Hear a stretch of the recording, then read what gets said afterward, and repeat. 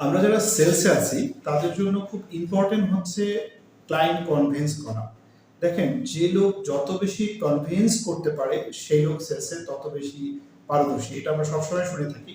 এখন কথা হচ্ছে আপনি কিভাবে একজন মানুষকে কনভিন্স করবেন, কোন কোন বিষয়ে ধ্যান রাখলে আপনি সহজে একটা ক্লায়েন্টকে আপনি কনভিন্স করতে পারবেন। কনভিন্স অর্থাৎ আপনাকে বিশ্বাস করা, আপনাকে পছন্দ করা। তো আমরা একটু এই বিষয় নিয়ে একটু বিস্তারিত আলোচনা করি। আমি লিখে রেখেছি পয়েন্টগুলো, আমি একটা একটা করে বলছি। প্রথমত হচ্ছে স্টোরি টেলিং। দেখেন, কোনো কথা বলার জন্য স্টোরি টেলিংটা খুব খুব ইম্পর্টেন্ট।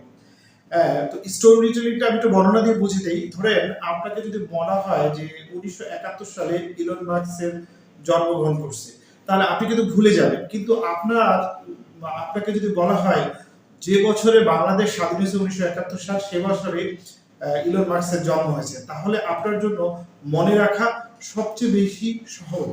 অর্থাৎ স্টোরি টেলিংটা দেখেন, কাউকে কনভিন্স করার জন্য, আপনার কথাকে মূল্যায়ন করার জন্য আপনার স্টোরি টেলিংটা শিখতে হবে। স্টোরি টেলিংটা খুব ইম্পর্টেন্ট। যখনই আপনি একটা উদাহরণ দিচ্ছেন, ধরেন আপনার ল্যান্ডটা ওই এলাকাটা আসলে কি জন্য প্রসিদ্ধ, সেটার সঙ্গে আপনি অ্যাডজাস্ট করে দেন, বা ওই এলাকার কি কি জিনিস পরিচিত সেইগুলোকে আপনি হাইলাইট করেন। এটাকে বলা হয় স্টোরি টেলিং। সরাসরি একটা কথা না বলে আপনি যদি কথাটা একটু ঘুরিয়ে একটু সুন্দরভাবে উপস্থাপন করেন, সেটাকে স্টোরি টেলিং বলে। তো মানুষকে কনভিন্স বা ক্লায়েন্টকে কনভিন্স করার জন্য স্টোরি টেলিংটা খুব খুব ইম্পর্টেন্ট। প্রথমে আমাদের স্টোরি টেলিংটা আরো সুন্দরভাবে শিখতে হবে। আমি স্টোরি টেলিং নিয়ে আরেকদিন একটা ভিডিও করব, যেহেতু আজকে একটা অন্য বিষয় নিয়ে কথা বলছি। দেখেন, এরপরে আপনাকে ধ্যান রাখতে হবে, আপনি যখন একটা ক্লায়েন্টের সঙ্গে কনভারসেশন করছেন, তখন আপনাকে যেটা করতে হবে, মনোযোগ দিয়ে ক্লায়েন্টের কথা শুনতে হবে। দেখেন, আপনি মনে রাখবেন, আপনার সেই বন্ধুই আপনার সবচেয়ে বেশি প্রিয়, যে বন্ধু আপনাকে প্রায়োরিটি দেয়, আপনার কথা মনোযোগ দিয়ে শোনে এবং আপনাকে ধ্যান দেয়। তো এখানে খুব ইম্পর্টেন্ট একটা ব্যাপার, যেই বিষয়টা, যেই ক্লায়েন্টটাকে, যে ব্যক্তিটাকে আপনি কনভিন্স করতে যাচ্ছেন, তার কথাগুলো আপনি মনোযোগ দিয়ে শুনেন। মনোযোগ দিয়ে শুনলে যে সে যখন বুঝতে পারবে যে আপনি তাকে গুরুত্ব দিচ্ছেন, তার কথা মনোযোগ দিয়ে শুনছেন, সেই ক্ষেত্রে সে আপনার প্রতি ধাবিত হবে। এমনভাবে কথা বলবেন যেন আপনি, আপনার কথার মধ্যে কোনো আর্টিফিশিয়াল ভাব না থাকে। দেখেন, আমরা যখন কনভারসেশন করি, যখন আপনি আপনার ভাইয়ের সঙ্গে কনভারসেশন করেন, তখন আপনি কিভাবে দেন? খুব নরমালি কথা বলেন। হ্যাঁ, কথা শুদ্ধভাবে উচ্চারণ করা এক জিনিস, আর কথাকে আরো আল্টি মডার্ন ভাবে উপস্থাপন করা দুটো কিন্তু ভিন্ন জিনিস। এই জন্য আপনি সবসময় শুদ্ধভাবে এবং খুব সিম্পলি কথা বলতে চেষ্টা করবেন।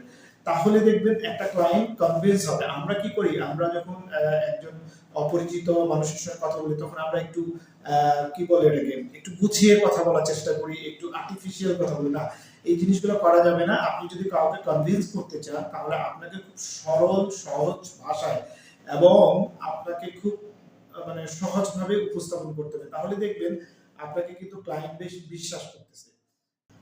এমনভাবে কথা বলবেন যেন আপনি, আপনার কথার মধ্যে কোনো আর্টিফিশিয়াল ভাব না থাকে। দেখেন, আমরা যখন কনভারসেশন করি, যখন আপনি আপনার ভাইয়ের সঙ্গে কনভারসেশন করেন, তখন আপনি কিভাবে দেন? খুব নরমালি কথা বলেন। হ্যাঁ, কথা শুদ্ধভাবে উচ্চারণ করা এক জিনিস, আর কথাকে আরো আল্টি মডার্ন ভাবে উপস্থাপন করা দুটো কিন্তু ভিন্ন জিনিস। এই জন্য আপনি সবসময় শুদ্ধভাবে এবং খুব সিম্পলি কথা বলতে চেষ্টা করবেন। তাহলে দেখবেন একটা ক্লায়েন্ট কনভিন্স হবে। আমরা কি করি, আমরা যখন একজন অপরিচিত মানুষের সঙ্গে কথা বলি, তখন আমরা একটু কি বলে এটাকে, একটু গুছিয়ে কথা বলার চেষ্টা করি, একটু আর্টিফিশিয়াল কথা বলি। না, এই জিনিসগুলো করা যাবে না। আপনি যদি কাউকে কনভিন্স করতে চান, তাহলে আপনাকে খুব সরল সহজ ভাষায় এবং আপনাকে খুব মানে সহজভাবে উপস্থাপন করতে হবে। তাহলে দেখবেন আপনাকে কিন্তু ক্লায়েন্ট বেশ বিশ্বাস করতেছে।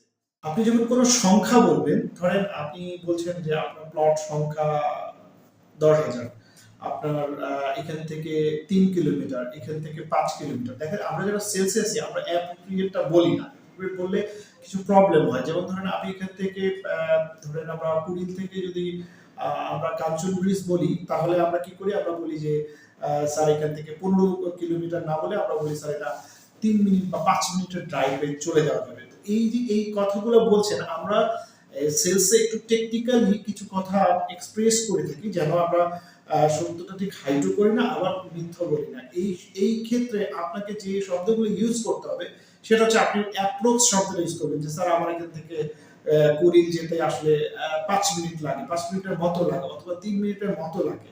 দেখুন, আপনি যখন এই ধরনের কথা বলবেন এবং উনি সত্যি সত্যি এই জায়গায় যাবে, দেখা যায় 3 জায়গায় 5 লাগছে, 5 জায়গায় 10 লাগছে, তো তখন উনি কিন্তু আপনার ডিসহার্টেড হবে না। আর আপনি যখন কনক্রিট বলবেন যে স্যার আমার কুড়ি থেকে তো 5 মিনিট লাগে কাঞ্চনপুর যেতে, তখনই কিন্তু ঝামেলাগুলো হয়। এই জন্য যে কোনো সংখ্যা বলার সময় আপনাকে হয়তো, হতে পারে, অথবা স্যার অ্যাপ্রোক্স, এতটুকুর মতো, এই ধরনের শব্দ ইউজ করবেন, কারণ এই ধরনের শব্দ মানুষ পছন্দ করে। তাহলে মানুষ যেই লোকের সঙ্গে আপনি কথা বলছেন সে সহজে কনভিন্স হবে, সে ক্যালকুলেশন করবে এবং আপনার সঙ্গে মেলাবে যে না, আপনি আসলে ফ্রড কথা বলেন।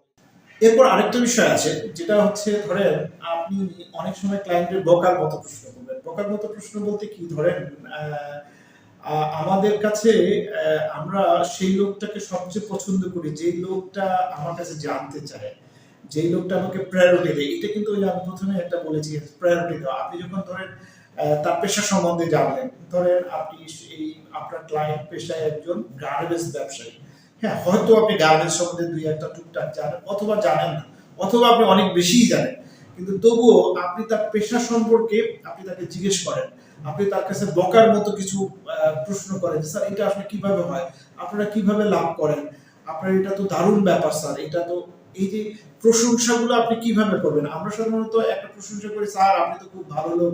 কেন ভালো লোক? এই যে আপনি একটা লোককে যে ভালো বলছেন, তাকে কেন ভালো বলছেন? এই দুইটা ইকুইস্টিং, প্রথমে যে স্টোরি টেলিংটার কথা বলেছি সেটার সঙ্গে মিল রেখে আপনি তাকে ভালো বলেন, এবং তার যে ওয়ার্ক, তার যে তার প্রফেশন সম্বন্ধে আপনি তার কাছে জানতে চান, আপনি জানলেও তার কাছ থেকে জানতে চান, দেখবেন ধীরে ধীরে সে আপনার প্রতি আকৃষ্ট হবে। আজকে এটুকু, সবাই ভালো থাকবেন, টাটা।